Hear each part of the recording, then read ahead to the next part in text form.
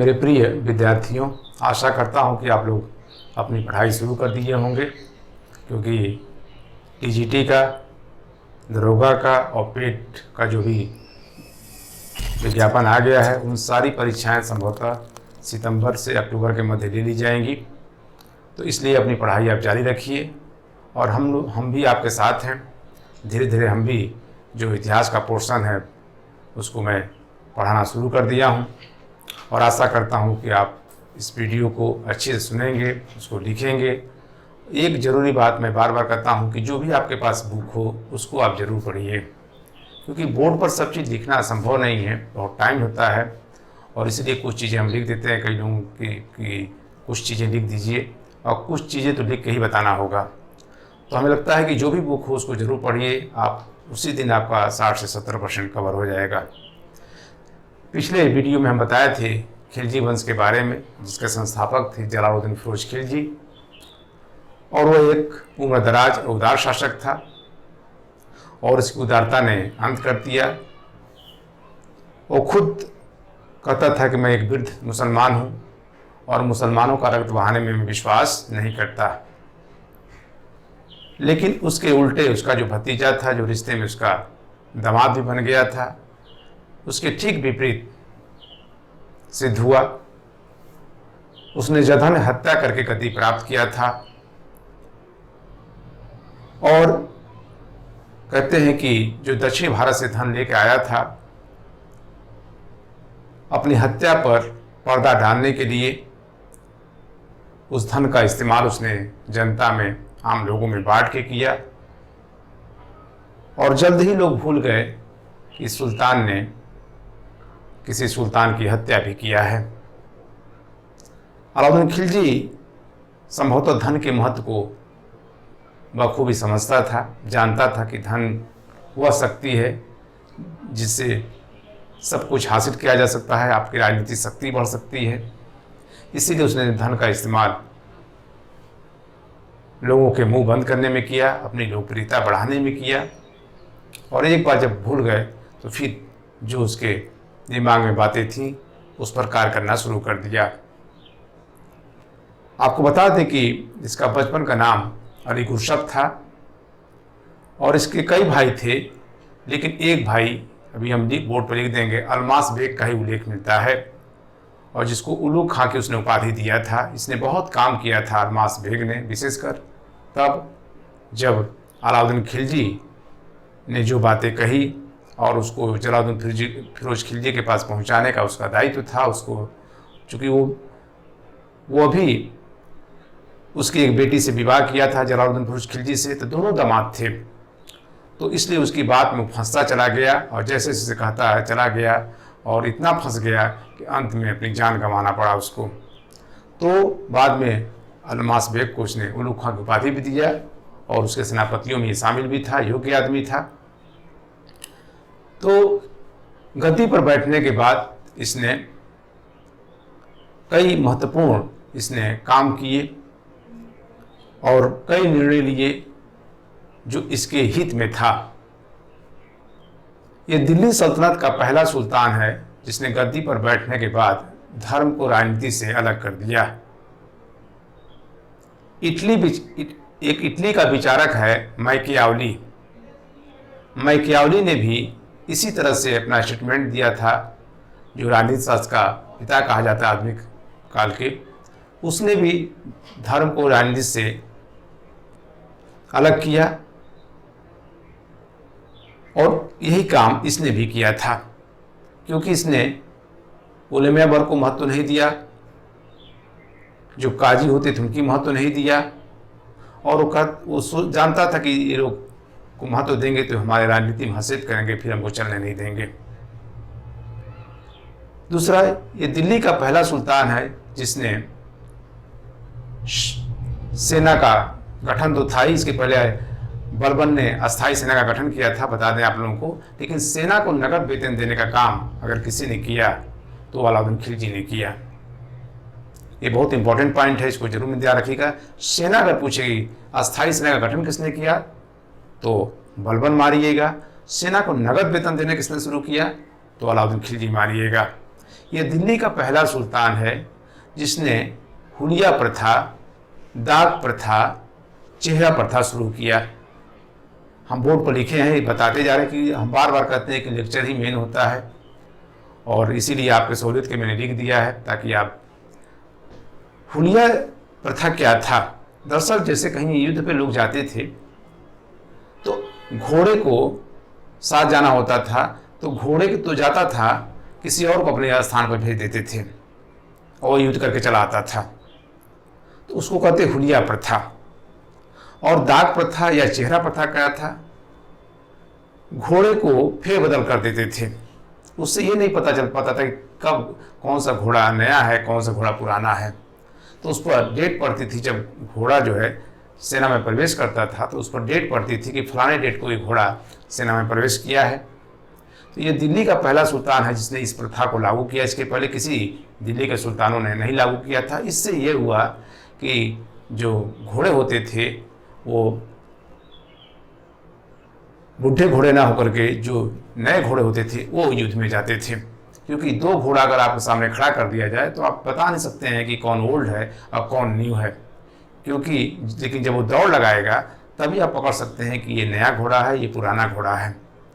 तो इसीलिए उस पर डेट पड़ जाता था, उतने देर बाद उसको बाहर कर दिया जाता था। दूसरा, ये दिल्ली का पहला सुल्तान है जिसने दक्षिण भारत के राज्यों पर आक्रमण किया। यहाँ पे भी हम रुकेंगे आप लोगों को समझाने के लिए कि अगर क्वेश्चन पूछे कि पहली बार किसके शासनकाल में दक्षिण भारत के राज्यों पर आक्रमण हुआ, तो जलालुद्दीन फिरोज खिलजी होगा। 1296 में यह आक्रमण किया था अलाउद्दीन खिलजी ने। या पूछे कौन सा व्यक्ति था जिसने पहली बार दक्षिण भारत के राज्यों पर आक्रमण किया, तो अलाउद्दीन खिलजी हुआ। तो दो अलग अलग तरीके से क्वेश्चन बनेंगे, इस पे आपके ध्यान देने की जरूरत है। दोनों बातें हमारी समझ गए होंगे, ठीक है। यह ऐसा है कि दूसरी बार भी आक्रमण किया, लेकिन फर्स्ट टाइम किसी मुस्लिम शासक ने दक्षिण भारत पे आक्रमण करने का अगर श्रेय जाता है तो अलाउद्दीन खिलजी को जाता है, क्योंकि अभी तक जो है किसी ने उस पर आक्रमण नहीं किया था। दूसरा, यह दिल्ली का पहला सुल्तान है जिसने राजाओं को विजित करने के बाद उनको उसी स्थिति में छोड़ दिया जो जिस स्थिति में थे, अब केवल कर लिया। यही नीति आगे चल करके अकबर ने भी एडॉप्ट किया था और उनसे कर लिया, कहा कि आप शासन प्रशासन चलाइए, कोई दिक्कत नहीं है, लेकिन हमको समय समय से कर उपहार देते रहिए। क्योंकि कुछ राज्यों को तो आप अधीन कर सकते हैं, लेकिन जो दूर दराज के राज्य हैं उसको अधीन करना बहुत मुश्किल होगा। विशेषतः दिल्ली से जो बहुत दूर थे, साउथ के जो राज्य थे बहुत दूर थे, हजारों किलोमीटर दूर थे, उन पर नियंत्रण करना आसान नहीं होता था। इसीलिए इसने ये इस नीति को अपनाया और इसमें ये सफल भी रहा। और ये अपने दुश्मनों को मित्र बनाने में भी बहुत चालाकी से काम करता था और कहते हैं कि उनको सम्मान भी देता था। कई कूटनीतिक जगहों पर ऐसा देखने को मिला, विशेषकर देवगिरी के जो यादव शासक थे रामचंद्र देव को उन्होंने बहुत सम्मान दिया, जिसकी हम चर्चा आगे करेंगे जब साउथ इंडिया के इतिहास पढ़ाएंगे, जब दक्षिण भारत के आक्रमण चलेंगे। तो उसी तरह से बल्लाल तृतीय को भी जो होसल का राजा था उसको भी उसने सम्मान दिया और मित्र बनाया। तो ऐसे कई जगहों पर इसने अपनी कूटनीति का प्रयोग किया, उनको सम्मान दिया उन राजाओं को। दूसरा, ये दिल्ली का पहला सुल्तान है जिसने अपने सिक्कों पर द्वितीय सिकंदर या सिकंदर सानी अंकित कराया। इसे भारत का सिकंदर भी कहा जाता है। इसकी भी हम चर्चा करेंगे कि क्यों ऐसा किया। दूसरी महत्वपूर्ण बात है कि आपको बता दें कि पहली बार इसने भूमि की पैमाइश भी कराई। ये दिल्ली का पहला सुल्तान है जिसने बाजार व्यवस्था, राशनिंग व्यवस्था लागू किया, जिसे हमने आपको लिख दिया है, ठीक है। भूमि की पैमाइश भी हमने लिख दिया है। लेक्चर सुनते रहेंगे, आपको लिखने में दिक्कत नहीं होगा। तो ये महत्वपूर्ण बात था। सबसे ज़्यादा मंगोलों का आक्रमण अगर किसी के समय हुआ तो अलाउद्दीन खिलजी के समय हुआ। निश्चित है कि ये जब ये गद्दी पर बैठा था तभी आक्रमण क्या हो गया था, शुरू हो गया था और 1306 तक आक्रमण चला था। तो ये लंबा आक्रमण जो इन लोगों को झेलना पड़ा अलाउद्दीन खिलजी को उनसे, इसीलिए उसने सी का किला बनवाया था, उसको अपनी राजधानी बनाया था उनसे सुरक्षा के लिए। तो कई वो मंगोलों का हम थोड़ा सा अलग से बना देंगे, बता देंगे कि कैसे कैसे आक्रमण हुआ, कौन कौन उसका नेता था, कभी कभी क्वेश्चन उससे भी बनते हैं। तो इस तरह से इसने जो चीज़ें थी इसको हमने आपको बता दिया। इसको आप नोट कर लीजिए, चाहे उसको फोटो खींच लीजिए दूसरी महत्वपूर्ण बात है कि खुसरो और इसामी दोनों ने अलाउद्दीन खिलजी को एक भाग्यशाली व्यक्ति कहा है। ये भी क्वेश्चन कई बार आया है कि इन लोगों ने एक भाग्यशाली व्यक्ति कहा, तो खुसरो और इसामी ने। अब देखिए, तो हमें लगता है कि इन चीज़ों को आप नोट कर लिए होंगे। दूसरी चीज़ बता दें कि इसने गद्दी पर बैठने के बाद उपाधि ली और खलीफा का सम्मान मिल लिया था, लेकिन खलीफा से इसने कभी मान्यता नहीं दी। हमने कहा ना कि दिल्ली सल्तनत के शासकों में खिलजी वंश के शासकों ने कभी खलीफा को महत्व नहीं दिया, न उनसे आज्ञा लिया। और मुबारक शाह खिलजी जो आगे हम बढ़ाएंगे, अलाउद्दीन खिलजी के बाद जो गद्दी पर बैठा, उसने तो खलीफा की खिलाफत मानने से सीधे इनकार कर दिया था। इसने भी एक उपाधि ली, यामिन उल खिलाफत नासिर अमीर उल मोमिनीन, एक सम्मान में था, लेकिन इसका मतलब ये नहीं था कि उनसे वो परमिशन लेने जाए। तो ये जरूर नोट कर लीजिएगा कि ये यामिन उल खिलाफत नासिर अमीर उल मोमिन इसने उपाधि दिया था। ये बड़ा लंबा उपाधि इसलिए बता दिए, तो एक सम्मान था उनके प्रति और वैसा कोई बात नहीं थी। अब देखिए, जब अलाउद्दीन खिलजी गद्दी पर बैठा तो उसके लिए आसान नहीं था शासन प्रशासन चलाना, राज्य को संभालना, क्योंकि अभी राजपूत शक्तियाँ, विशेषकर जो राजस्थान की क्षेत्र हैं, मैक्सिमम जो क्षेत्र था वो अभी दिल्ली सल्तनत का अधीन नहीं था, गुजरात अधीन में नहीं था, बंगाल बिहार इनके अधीन में नहीं था, उड़ीसा अधीन में नहीं था, अवध तक इनका क्षेत्र बढ़ गया था, ये बात सही है। इधर गोरखपुर बनारस इन क्षेत्रों पर भी इनका वो क्षेत्र नहीं था, तो काफ़ी ऐसा क्षेत्र था जिस पर इनका नियंत्रण नहीं था। उन शक्तियों से निपटना भी इनके लिए बहुत जरूरी था। और दूसरी चीज, अब ये गद्दी पर बैठे ही थे, अलाउद्दीन खिलजी की विद्रोह शुरू हो गया था। अब देखिए, हम इसकी चर्चा करते हैं, हम इसको अपने नोट कर लिए होंगे जो है। अब देखिए विद्रोह जो है कैसे शुरू होता है और पहली बार विद्रोह कैसे होता है उसकी हम चर्चा करेंगे। पहली बार विद्रोह नवीन मुसलमानों ने किया था, ध्यान रखिएगा। पहला विद्रोह नवीन मुसलमानों ने किया था। ये कौन थे, जरा इनके बारे में चर्चा करें।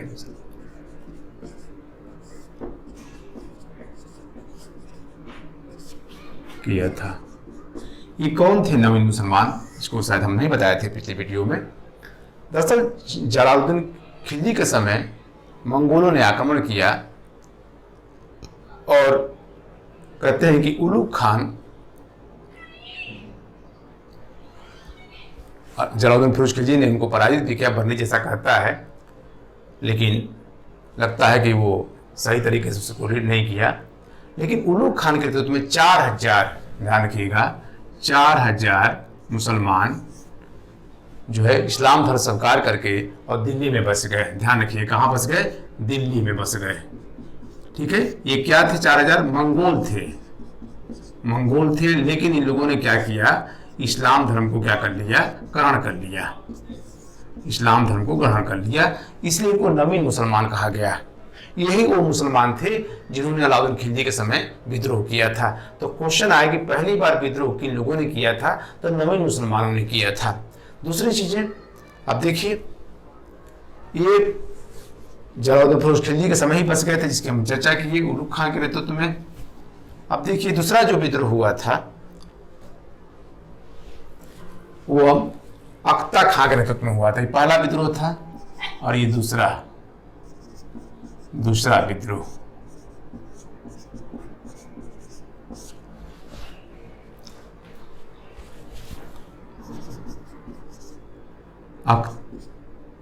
अख्ता खां के नेतृत्व में हुआ था। कहते हैं कि अकत खां या अख्ता खां दिखा करके ये लगभग सत्ता प्राप्त कर लिया था, लेकिन कहते हैं कि अचानक इसने जो है हमला बोल दिया, तीरों से बौछार कर दिया था अलाउद्दीन खिलजी के ऊपर। वो किसी तरह से अपना जान बचाया और मूर्छित भी हो गया था, और उसके सैनिकों ने कहा कि नहीं, अलाउद्दीन खिलजी मर गया है, ये तुरंत जो है उसके किले में पहुंच गया, हरम में पहुंच गया, लेकिन वहाँ के भी इसको रोक दिया गया। लेकिन कहते हैं कि अलाउद्दीन खिलजी बाद में हल्का मूर्छित था और उठ खड़ा हुआ और लेकर सेना पहुंच गया। अख्तर खां को बंदी बना लिया गया, उसके सर के टुकड़े कर दिए गए। तीसरा जो विद्रोह हुआ था वह मंगू खां के नेतृत्व में हुआ था। मंगू खां ये अलाउद्दीन खिलजी का बहन का बेटा था, इसने भी विद्रोह कर दिया। और चौथा जो विद्रोह, इसी मतलब ये सारे विद्रोह दबाए जा रहे हैं। चौथा जो विद्रोह हुआ था वो था हजरत मौला थे, उनके नेतृत्व में था। हजरत मौला थे, उन्होंने विद्रोह कर दिया था और इनके विद्रोह को भी दबा दिया गया। तो इस तरह से ये 4 विद्रोह हुए थे। तो ये विद्रोहों से बड़ा घबरा गया कि क्यों ये ऐसा विद्रोह हो रहा है। तो इस निष्कर्ष पे पहुंचा कि विद्रोह का सबसे बड़ा रीजन यह है कि शासक है, जो शासक है वो जनता के बारे में समझ नहीं पा रहा, उनके दुख दर्द को नहीं समझ पा रहा है। ठीक है, तो शासक को उनकी चीज़ों के बारे में जानना चाहिए, समझना चाहिए। ठीक है, यही कारण था कि वो बहुत जल्दी ही उसने इस निष्कर्ष पर पहुंचा कि इन विद्रोहों का क्या क्या रीजन है। अब देखिए, दरअसल अलाउद्दीन खिलजी का जो शासन था वह निरंकुश राजतंत्र में विश्वास करता था। ध्यान रखिएगा, जो इसका शासन था, अभी हम चर्चा करेंगे शासन। निरंकुश, ये नोट कर लीजिएगा, निरंकुश राजतंत्र में विश्वास करता था।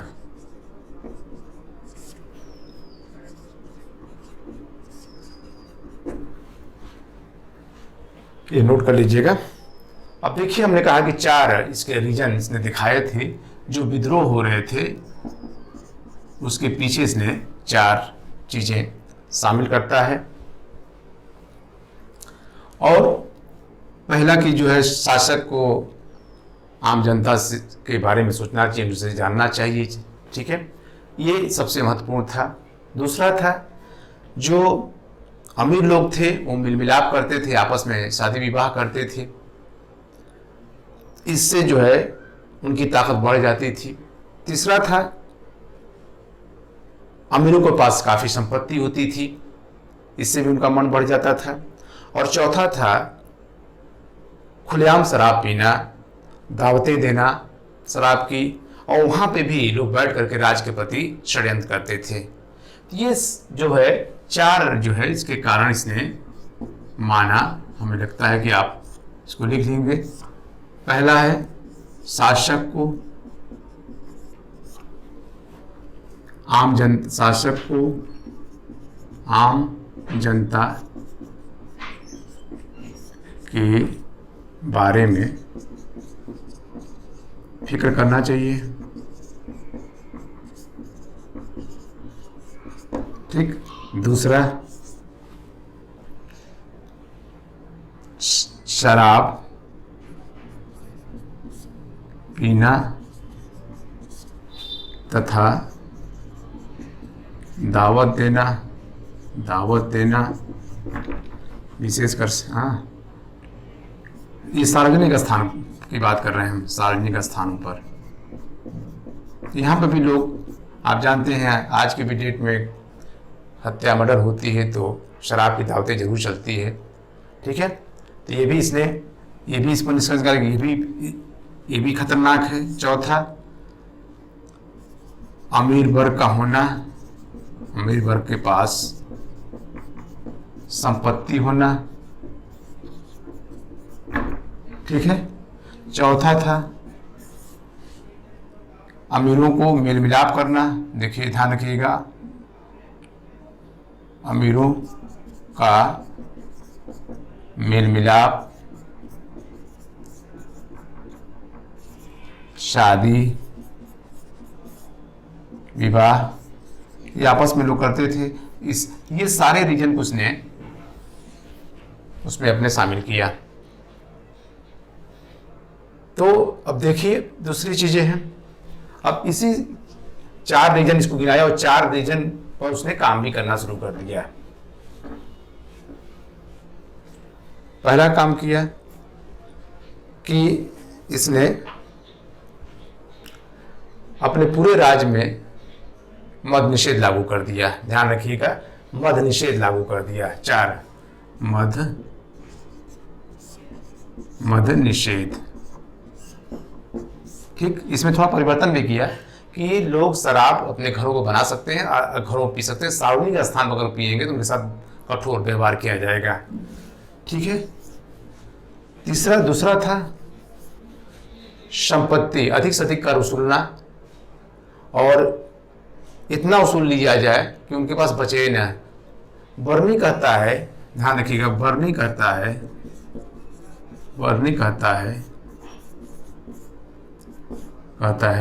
दिल्ली में अमीर, ध्यान रखिएगा, अमीर और सेठ, महाजन, ठीक है, मुल्तानी व्यापारी के पास ही सोना रह गया था, शेष लोगों के पास सोना नहीं रह गया था। ठीक, ये भी इसने कर दिया, निषेध कर दिया। और विवाह, अगर विवाह आपको करना है तो सुल्तान से अनुमति लेनी पड़ेगी। ठीक है। और चौथा था जो दान में भूमि दी गई थी, उपहार में भूमि दी गई थी, जिसे इनाम कहा जाता था, वो सारी भूमि उसने क्या कर लिया, छीन लिया। ठीक है। विशेषकर इनाम में जो भूमि दी गई थी उसने क्या कर दिया, छीन लिया और उसको खासा भूमि में परिवर्तित कर दिया। ये चारों बातें दिमाग में रखिएगा। यह इनाम में जो भूमि दी गई थी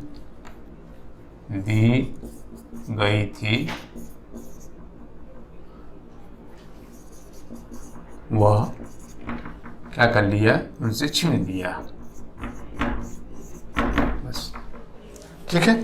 तो ये ध्यान रखिएगा, चारों बातें नोट करते जाएं, बोल भी दे रहे हैं। पहला मद निषेध कर दिया। मद निषेध तो किया, लेकिन बाद में इसमें परिवर्तन किया। क्या किया, घरों में आप शराब बना सकते हैं, पी सकते हैं, बाहर नहीं पिएंगे, पकड़े जाने पर आपके साथ कठोर व्यवहार किया जाएगा। फिर जो संपत्ति थी अधिक से टैक्स लेना, कर लेना, और जिनके पास अधिक संपत्ति थी वो इतना ले लिया कि लोग गरीब होते चले गए। मतलब वो अपने काम धंधा के बारे में सोचे और राज्य के बारे में ज़्यादा उनको सोचने का मौका नहीं दिया उसने। और कुछ ही लोगों के पास, बर्नी कहता है कि जो है सोना रह गया था, शेष लोगों के पास सोना नहीं रह गया था। विवाह जो आपस में अमीर करते थे, मेल मिलाप, उस पर भी रोक लगा था कि बिना हमारे अनुमति का विवाह नहीं कर सकते हैं। और चौथा था जो इनाम में भूमि उपहार में दी गई थी, ठीक है, वो सारी भूमि ले लिया गया और उसको खासा भूमि मतलब सरकारी भूमि में परिवर्तित कर दिया गया। तो ऐसे कुछ चीज़ें थी। उसके अलावा जो है कुछ ऐसे अधिकार भी थे जो उसने छीन लिया था। खुत और मुकद्दम, जिसकी हम चर्चा करेंगे, ये भी बड़ी कर वसूलते थे। हिंदू अधिकारी ज़्यादा होते थे, विशेषकर कहा जाता है। तो इनके भी अधिकार को उसने क्या कर लिया, छीन लिया था। और इतना छीन लिया कि ये लोग जीवन बड़ी ठाट बाट से व्यतीत करते। इनकी महिलाएं, मुस्लिम महिलाओं घरों में काम करना शुरू कर दी थी, इतने ये गरीब हो गए। मतलब इसने ये सोचा कि अगर जनता के पास धन रहेगा तो वो हमारे लिए खतरनाक है, क्योंकि धन के महत्व को समझता था। इसलिए कुछ ही लोगों के पास धन रहे वो ज़्यादा अच्छा है, सभी पास धन हो जाएगा तो फिर वो हमारे खिलाफ बगावत कर सकते हैं। तो ये उसके मन में जो चीज़ें थी, जो विद्रोह के कारण था, उसमें उसने मंथन किया, चिंतन किया और फिर उस पर उसने कार्य करना शुरू कर दिया। और उसमें वो काफ़ी हद तक क्या हो गया, सफल भी हो गया। अब देखिए,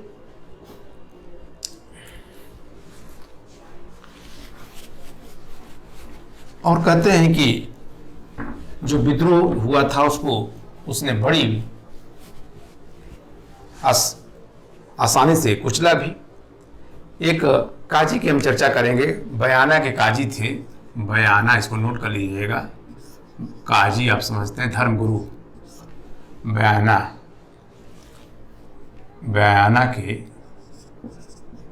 काजी थे, जिन्हें धर्मगुरु कहा जाता है। काजी, बयाना के काजी, जिनका नाम था मूगी सुदीन इनसे मिला और कहा कि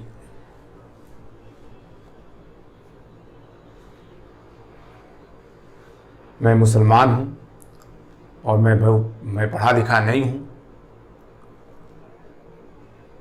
और शरीयत में क्या लिखा है क्या नहीं लिखा मैं नहीं जानता, लेकिन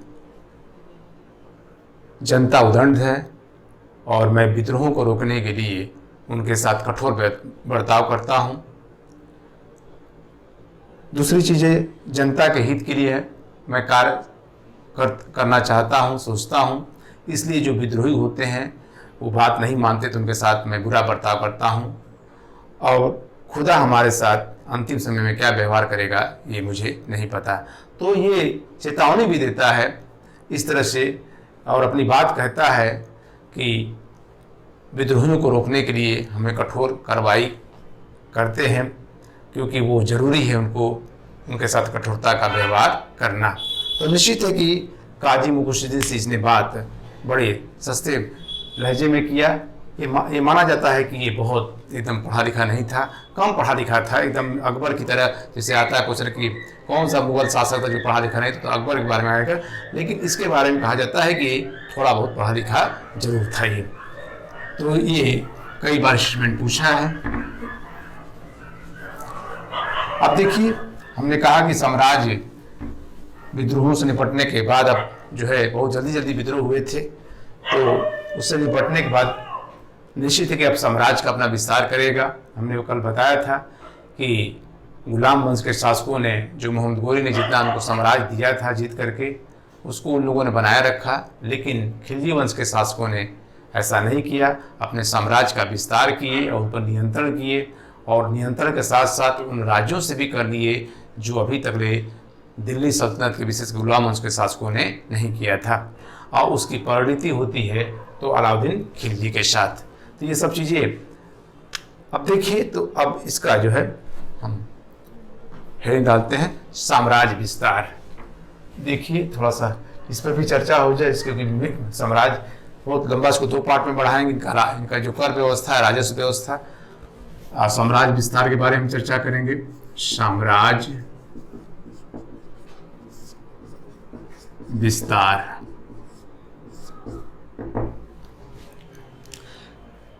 तो साम्राज्य विस्तार के तहत पहला जो आक्रमण इसका होता है, ध्यान रखिएगा, पहला आक्रमण, ये भी क्वेश्चन पूछता है कि गद्दी पर बैठने पर पहला आक्रमण किस पर हुआ इसका, तो गुजरात पे हुआ। ध्यान रखिएगा, गुजरात पर आक्रमण 1298 ईस्वी में। यहाँ का शासक था, यहाँ का शासक था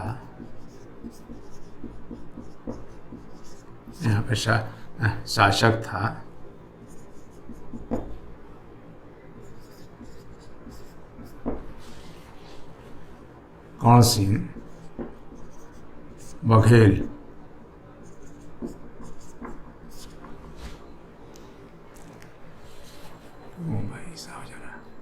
शासक था कौन सिंह बघेल। इस पर इसने आक्रमण किया,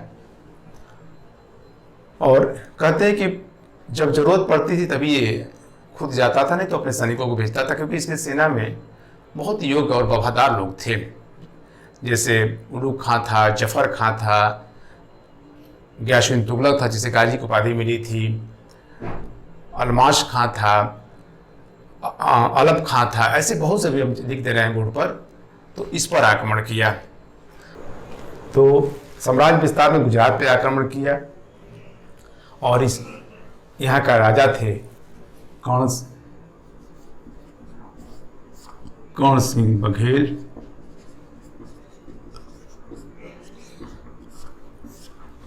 इन्होंने थोड़ा बहुत प्रतिरोध किया, लेकिन फिर ये हिम्मत इनका जवाब दे गया और वहाँ से भाग निकले और अपनी बेटी को लेकर के भाग गए थे। बेटी थी देवला देवी, ये देवला रानी के नाम से जानी जाती है, देवला रानी के नाम से जानी जाती हैं। कर सिंह बघेल की पत्नी कमला देवी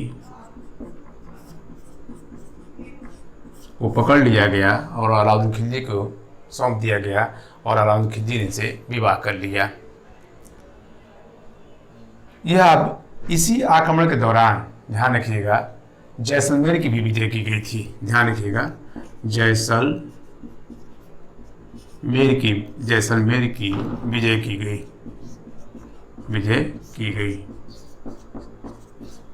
ये भी इंपॉर्टेंट है। इसी आक्रमण के दौरान, गुजरात आक्रमण के दौरान ही कैम्बे नामक स्थान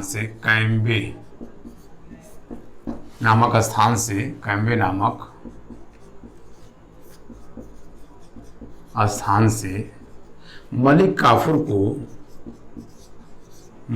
काफूर, क्योंकि ये भी मलिक काफूर को 1000 दिनारी में खरीदा गया था। 1000 दिनारी में खरीदा गया, इसीलिए इसको 1000 दिनारी भी कहा जाता है। ध्यान रखिएगा इसको, इसीलिए इसको 1000 दिनारी भी कहा जाता है, ये ध्यान रखिएगा। और अलाउद्दीन खिलजी को सौंप दिया गया और आगे चलकर अपनी योग्यता के बल पर, ध्यान रखिए हिंदू से मुसलमान बना था, नाइब के पद पर बैठा। नाइब का पद बड़ी महत्वपूर्ण था, सुल्तान का दाहिना हाथ। और आप जानते हैं कि अंतिम रूप से दक्षिण भारत को कुचलने का श्रेय अगर किसी को जाता है तो मलिक काफूर को जाता है। ये क्वेश्चन आया हुआ है, ठीक है।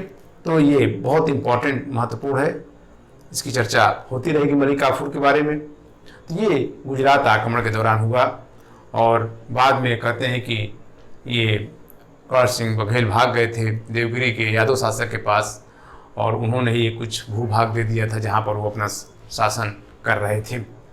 अब देखिए इस आक्रमण के बाद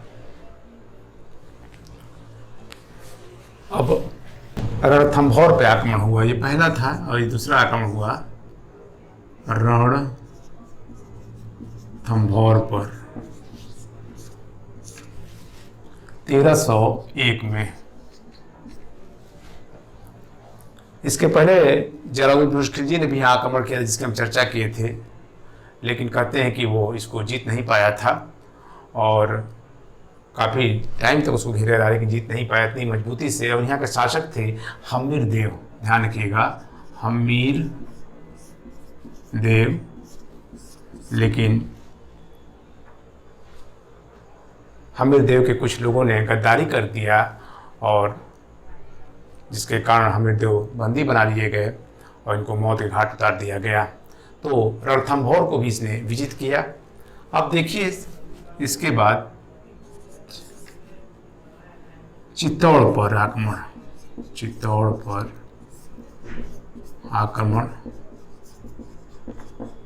1303। यहाँ के शासक थे राणा रतन सिंह। चित्तौड़ अजय दुर्ग था, अभी तक कोई भी इसको विजिट नहीं कर पाया था। एक तो ये पहाड़ी पे था, चारों तरफ पानी था और कोई पहाड़ी से टच नहीं करती थी।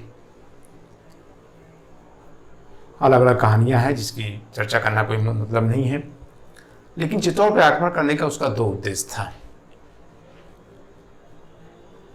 पहला इसको विजिट करना और दूसरा राणा रतन सिंह की पत्नी पद्मिनी के बारे में उनके बारे में चर्चा सुन चुका था, उनकी खूबसूरती के बारे में, तो उनको भी प्राप्त करना चाहता था। मतलब एक तीर से दोनों शिकार करना चाहता था।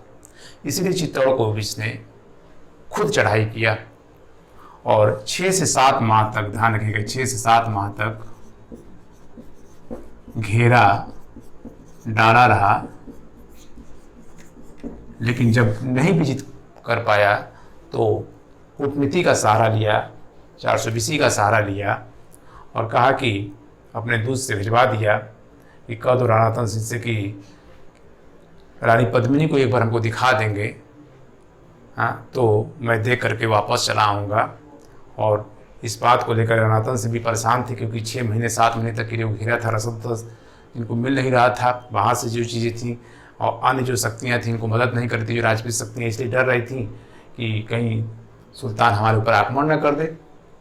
तो कहे कि ठीक है, अगर तैयार हो गए हैं तो भाई, अगर इतने ही तैयार है तो मैं दिखाने के लिए तैयार हूँ। और कहते हैं कि इसी बहाने अलाउद्दीन खिलजी चित्तौड़ के किले में पहुँच गया और रानी को दर्पण में देखा और देखने के बाद कहा कि मैं अब विदा लेना चाहता हूँ। तो कोई भी आएगा भाई, सुल्तान था तो सेवा सत्कार होता ही। उसके बाद से किले के फाटक जब दुआ सलाम कर रहे थे राणा तन सिंह, उसी समय अपने सैनिकों से कहा कि इनको कैद कर लिया जाए और कहा कि अब रानी को जब तक आप हवाले नहीं करते हैं तब तक आपको मुक्त नहीं किया जाएगा।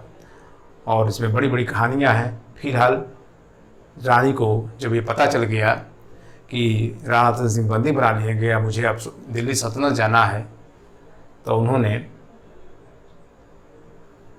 जौहर प्रथा द्वारा और उनके साथ जो सैनिक थे उनकी भी पत्नी है, जौहर प्रथा द्वारा अपने प्राण को त्याग दिया। ध्यान रखिएगा, जौहर प्रथा।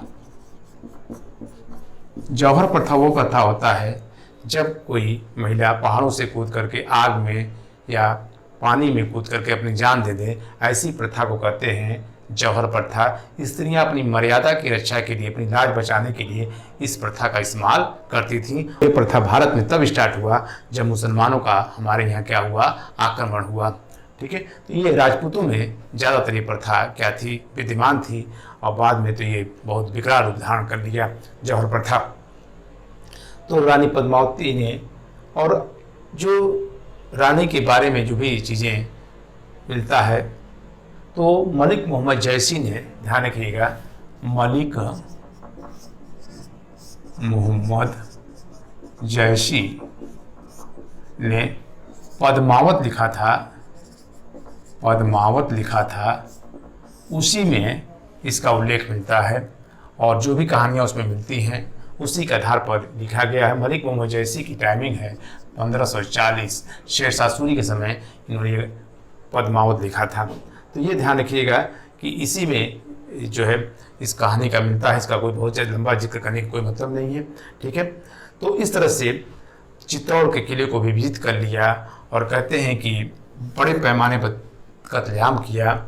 और जब तब कत्लेआम किया जब पद्मावती ने जौहर प्रथा कर लिया, जब इसको पता चल गया तो फिर इसका दिमाग खराब हो गया और आक्रमण करके राणा तन सिंह सहित पूरे किले में जो सैनिक थे उनको मरवा दिया। और इस किले का नाम अपने बेटे खिजर खां के नाम पर, ये भी पूछा है क्वेश्चन, खिजर खां के नाम पर खिजराबाद कर दिया। ध्यान रखिएगा, खिजराबाद कर दिया। तो ये महत्वपूर्ण है। इस अभियान में अमीर खुसरो भी क्या हुआ था, गया था, जो आप जानते हैं अमीर खुसरो के बारे में, जिसकी चर्चा हम आगे अलग से कर देंगे एक वीडियो में। तो ये चित्तौड़ पे आक्रमण हुआ, ये भी इसको विजित किया। अब तक अजय दुर्ग था ये चित्तौड़, अभी तक किसी ने विजित नहीं किया था, तो इस तरह से इसने विजित किया। अब देखिए, इसके बाद इसने मालवा पे आक्रमण किया। ध्यान रखिएगा, मालवा 1305 में। और यहाँ के शासक थे महलक देव, ये राजस्थान की हिस्सा है, महलक देव। और कहते हैं ये भी सुल्तान के सैनिकों द्वारा मारे गए। अब उसके बाद आक्रमण किया शिवाना। ध्यान रखिएगा, शिवाना। यहाँ के शासक थे शीतल देव। ये बहुत शक्तिशाली राजा थे शीतल देव, राजस्थान के माने जाते हैं। लेकिन यहाँ भी गद्दारी कुछ इनके विश्वसनीय लोगों ने कर दिया और इस तरह से ये भी मारे गए, इस पर भी कब्जा हो गया। अब देखिए, छठवां जो है जालौर, ये बहुत इम्पोर्टेंट है। जालौर जो है, इस पर आक्रमण होता है 1311 में। अंतिम जो आक्रमण होता है 1311 11 में। कहते हैं यहाँ का शासक था कन्हड़ देव या कृष्णदेवराय तृतीय कहा जाता है, कन्हड़ देव या कृष्ण देव तृतीय। ये भी मारा गया। और जालौर की जो विजय थी, इस विजय ने राजस्थान की विजय पूर्ण कर दी। ये क्वेश्चन आया है कि किस विजय ने राजस्थान की विजय पूर्ण कर दी, तो जालौर की विजय। अब इसके बाद से कोई अब शक्ति बची नहीं थी विशेषकर राजस्थान में कि इसको विजित किया जाए। जब चूंकि राजस्थान को विजित करना जरूरी था, चित्तौड़ को विजित करना जरूरी था, क्योंकि ये गुजरात के रास्ते हो जाता था और साउथ इंडिया में पहुंचता था, तो इन चीज़ों को जीतना इसके लिए बहुत ज़रूरी था। अब जब इधर से पूरी तरह से खाली हो गया, तब ये आक्रमण किधर करता है, दक्षिण के भारत के राज्यों पर। तो अब अगला जो हम आक्रमण बताएंगे वो अब दक्षिण भारत के राज्यों पर आक्रमण बताएंगे। उनमें से 3 राज्य थे, ये 4 राज्य थे जिनको करद राज्य कहा जाता है, जिसकी चर्चा हम अब अगले वीडियो में करेंगे आप लोगों से। ठीक है, अगले वीडियो में कोशिश करेंगे कि इनका राजस्व है, शासन प्रशासन भी हम बता दें, जिससे कि वो भी उस वीडियो में पूरा हो जाए। थोड़ा सा लंबा हो सकता है वो वीडियो हो, लेकिन उसमें अगले वीडियो में हम पूरा करना चाहेंगे। धन्यवाद। जय हिंद।